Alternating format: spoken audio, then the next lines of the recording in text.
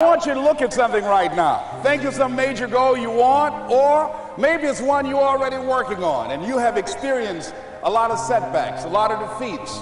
You've experienced a lot of disappointment. Maybe you've already given up, and maybe you just need a little fire, a little encouragement to get back in the game again. Here's what I want you to look at. There are winners, there are losers, and there are people who have not discovered how to win. And all they need is some coaching. All they need is some help and assistance, just a little support. All they need is some insight or a different strategy, a plan of action to make some adjustments that will open up the key to a whole new future for them, that will give them access to the unlimited power that they have within themselves. That's all that they need. I want you to be able to say something to yourself that will enable you to maintain a level of integrity with yourself.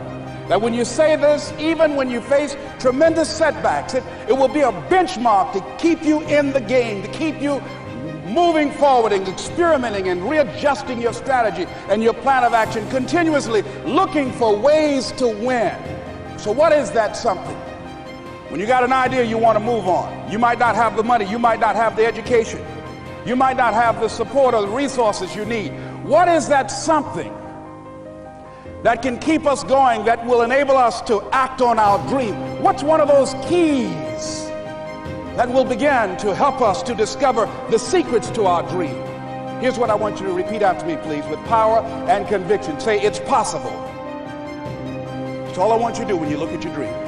Just say to yourself every day, it's possible. Just say that every day to yourself, it's possible. Because what does that do? See, it begins to change your belief system.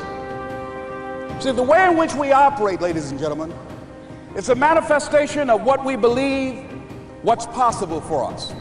Whatever you've done up to this point, all that it really is a duplication, it's a reproduction of what you believe subconsciously that you deserve and what's possible for your life. Most people operate out of their personal history, out of their memory, things they've done, things they've experienced, things they've seen, things that they have observed. What I'm suggesting that you operate out of a larger vision of yourself.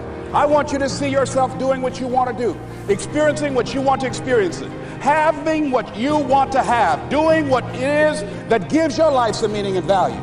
Operate out of your imagination, not your memory. Because whenever you look at where you want to go, I'm wanting to warn you, you will have some conversation back here after you go through the data that you've experienced in life saying you can't do it. And so what you want to begin to do is ignore that inner conversation. Well, most people, ladies and gentlemen, when something happens to them, what they do is they begin to believe that that's the way it is. That's the way it's always been. And they can't see the possibility of it being any different. Example, before April 1954, the common belief, the universal belief, because it had been tried again and again and again, and people had failed, the belief was that man was not physically capable of breaking the 4-minute barrier, that he could not run a mile in less than 4 minutes. That was the belief on the planet. It had never been done. But here's what happened, ladies and gentlemen.